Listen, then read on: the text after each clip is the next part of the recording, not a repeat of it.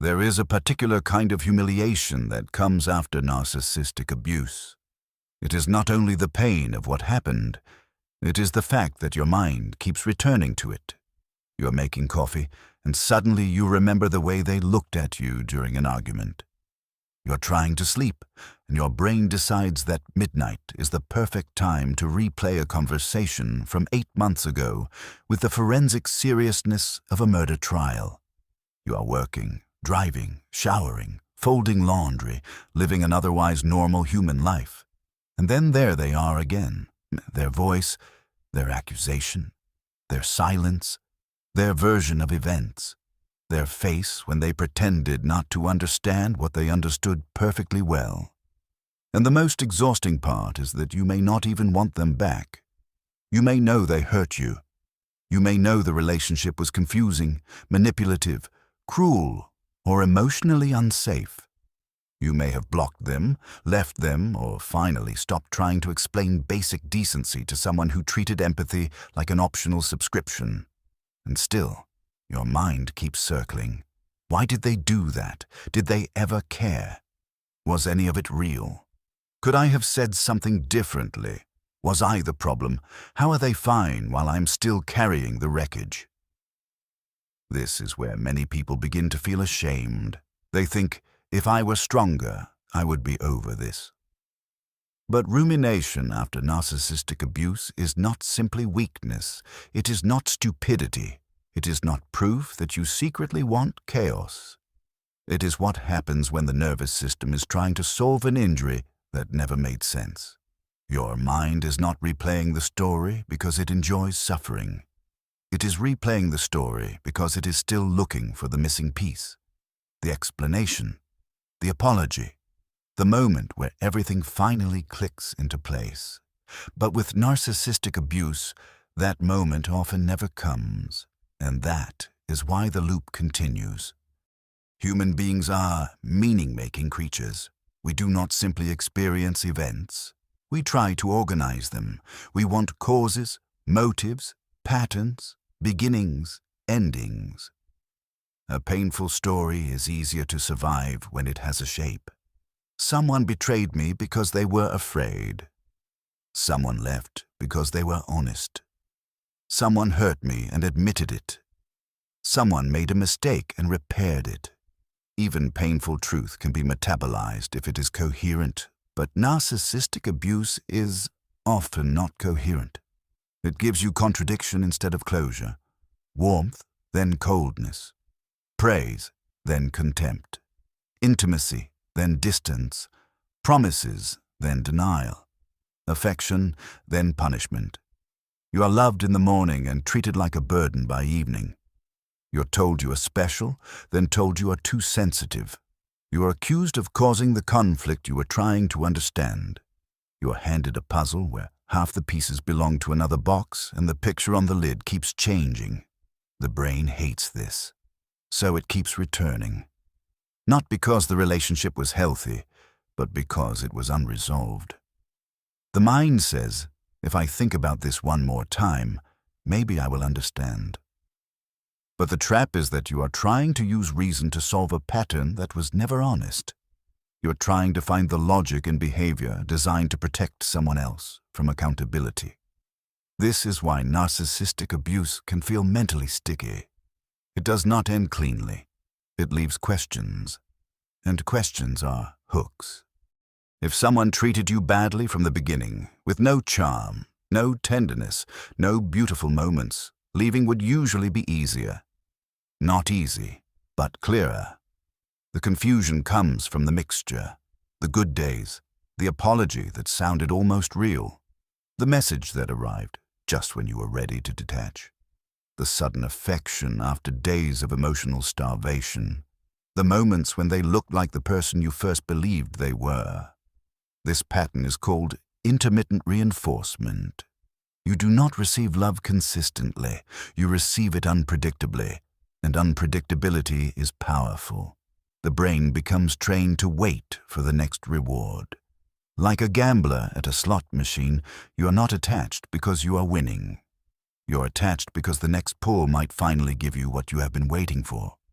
This is why the memory of the good version becomes so dangerous. You do not only miss the person, you miss the version of them that appeared just often enough to keep hope alive. The kind one, the wounded one, the brilliant one, the person who seemed to understand you better than anyone, the person who made you feel chosen before making you feel disposable. And because that version existed sometimes, your mind keeps trying to recover it. It says, maybe that was the real them.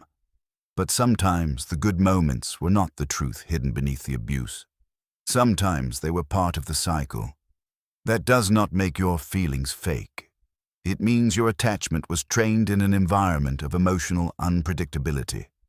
And when love becomes unpredictable, the nervous system can mistake anxiety for depth. One reason you keep thinking about them is that your mind is trying to hold two realities at once. They loved me.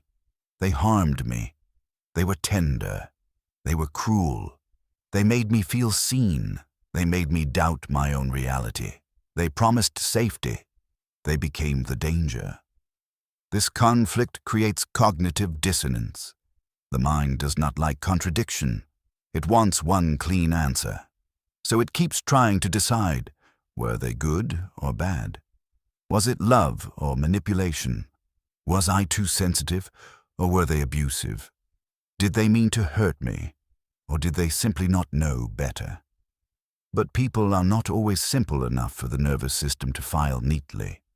The problem is not that they had no good qualities. The problem is that their good qualities did not make them safe. This distinction matters. Someone can be charming and harmful, intelligent and emotionally immature, wounded and destructive, funny and manipulative, generous in public and cruel in private, capable of tenderness and incapable of accountability. The mind often ruminates because it believes it must choose one version. But healing begins when you stop forcing the story into one sentence. Yes, there were good moments. And yes, the pattern hurt you. The good moments do not erase the harm. The harm does not mean you are stupid for loving the good moments. Both can be true. And once both are allowed to be true, the mind has less work to do. Rumination becomes even stronger when the relationship involved gaslighting. Gaslighting does not only make you doubt the other person, it makes you doubt yourself, your memory, your judgment, your emotional reactions, your ability to read reality. You start asking questions like, did it happen that way? Did I overreact? Am I too sensitive? Maybe I misunderstood. Maybe I'm hard to love. Maybe I pushed them away. Maybe if I had explained it better, they would have understood. This is one of the cruelest effects of narcissistic abuse. You become the detective and the suspect at the same time. You investigate your own pain as if you are not allowed to trust it, and because you are trained to doubt yourself, the mind keeps returning to the evidence. Screenshots, memories, tone of voice, timelines, old conversations, the look on their face, the exact words, what you said, what they said, what you should have said. It is not obsession in the ordinary sense. It is the mind trying to rebuild reality after someone spent months or years damaging your confidence in it. You're not only trying to understand them, you're trying to understand whether you can trust yourself again. And that is why healing from narcissistic abuse is not just about getting over a person. It is about returning to your own perception. Sometimes you are not ruminating about the person as they were. You're ruminating about the future they sold you, the life that almost happened, the apology that almost came, the version of the relationship that seemed so close you could practically touch it. This is the fantasy bond. You're attached not only to the relationship, but to its potential. And potential is one of the most addictive substances in human life. A person can give you very little in reality and still occupy enormous space in your mind if they gave you a powerful enough almost. Almost loved, almost changed, almost chose you, almost understood, almost became the person they promised to be. The tragedy is that you may grieve something that never fully existed, not because you are delusional, but because your hope was real. Your investment was real. Your longing was real. You saw a doorway, and you kept waiting for it to open. Rumination often continues because part of you is still standing in front of that door. But healing asks a painful question. What if the door was painted on the wall? What if you were not waiting for someone to become themselves? What if you were waiting for them to become someone else? This is not an easy question, but it is a freeing one, because you cannot grieve properly while still negotiating with potential. At some point, you have to mourn what was offered, what was promised, and what was never actually given. Another reason people ruminate after narcissistic abuse is that the other person often appears completely fine. They move on, they post, they laugh, they find someone new. They tell the story in a way that makes them look innocent, wounded, generous, or heroic. Meanwhile, you are trying to function like a normal adult while your nervous system is doing archaeological work in a burning building. This feels unjust, and the mind hates injustice almost as much as it hates confusion. So it keeps returning. How can they be okay? How can they act like nothing happened? How can someone cause that much pain and walk away clean? But what you see after the relationship may not be peace. It may be performance. Some people do not process. They replace, they distract, they rewrite, they outrun accountability by finding a new audience. And if someone's identity depends on never being the villain, they may move quickly because stillness would be dangerous. Stillness asks questions. Stillness allows guilt to enter. Stillness has terrible manners. It shows up without being invited. So they may look fine because they are avoiding the very thing you are doing, feeling the truth. This does not make your pain smaller, but it may stop you from mistaking their performance for healing. Being unaffected is not the same as being free. So, what do you do when your mind keeps returning? First, stop treating rumination like a moral failure. Shaming yourself for ruminating only adds a second wound on top of the first. The question is not, why am I still thinking about this? The better question is, what is my mind still trying to solve? Is it looking for closure, proof, justice, an apology, a version of the story where you were not disposable, a reason to trust yourself again? Name the need under the loop. Second, write the pattern, not just the memory. Do not only write what happened. Write the cycle, the idealization, the confusion, the excuse, the apology, the hope, the repeat. A single good memory can seduce the mind. A written pattern helps it remember the whole story. Third, stop going back to the source of injury for the explanation. This is one of the hardest parts. The person who confused you may never be the person who gives you clarity. The person who denied reality may not become your witness. The person who benefited from your self-doubt may not help you rebuild self-trust. Closure may not come from them. It may come from your willingness to stop asking unsafe people to confirm what they did. Fourth, reduce the inputs. Do not check their social media. Do not ask mutual friends for updates. Do not reread old messages at midnight unless you are deliberately trying to ruin tomorrow. Every new piece of information feeds the loop. The brain cannot detox from someone it keeps studying. And fifth, return to the body. Rumination lives in thought, but trauma lives in the nervous system. Walking helps, breathing helps, sleep helps, sunlight helps, therapy helps, safe people help. Anything that tells the body the danger is no longer here begins to loosen the grip of the story. You do not think your way out of a trauma bond by force. You create enough safety that the mind no longer has to keep watch all night. Healing does not usually feel like one dramatic revelation. It is quieter, One day you remember something and do not spiral. One day you see their name and your stomach does not drop as far. One day you understand that the apology may never come and your life still has somewhere to go. One day you stop needing them to admit it in order for it to have been real. That is a powerful day, because self-trust returns when you stop putting your reality on trial. You do not need a confession to validate an injury. You do not need their agreement to name the pattern. You do not need the person who hurt you to approve your healing. And eventually, the question changes. It is no longer, why did they do this?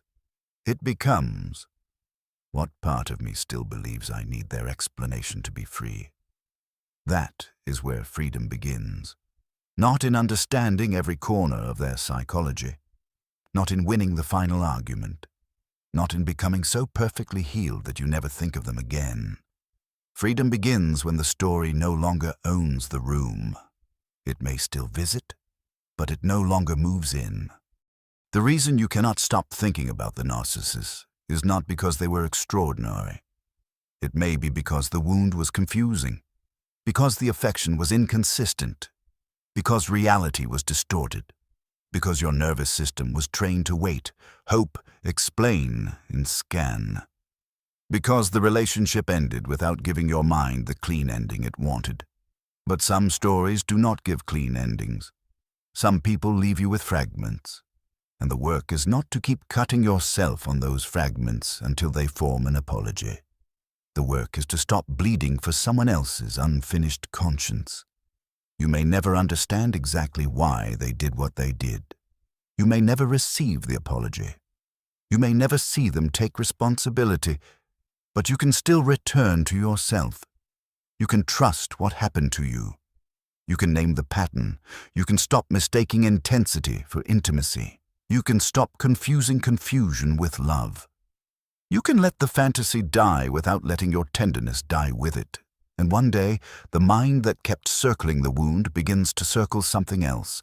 Your own life, your own future, your own quiet. Not because the past meant nothing, but because it no longer gets to mean everything. If this video helped you understand the loop a little more clearly, subscribe to Atlas of Becoming. This channel is a quiet place for essays on psychology, trauma, emotional patterns, attention, self-trust, and the slow process of becoming yourself again. Not through noise, not through performance, but through understanding. And if your mind has been circling the same wound for a long time, maybe this is where the circle begins to open.